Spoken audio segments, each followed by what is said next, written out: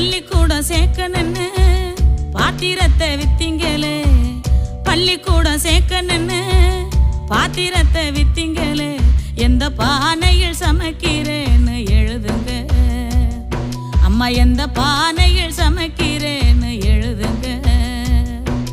புஸ்தக நோட்டு வாங்க பணம் அனுப்புறேன்னு சொன்னீங்களே, புஸ்தக நோட்டு வாங்க பணம் அனுப்புறேன்னு சொன்னீங்களே, பாத்திரம் தேய்ச்ச வீட்டில இன்னும் பணம் கொடுக்கலையா அம்மா, பாத்திரம் தேய்ச்ச வீட்டில இன்னும் பணம் கொடுக்கலையா.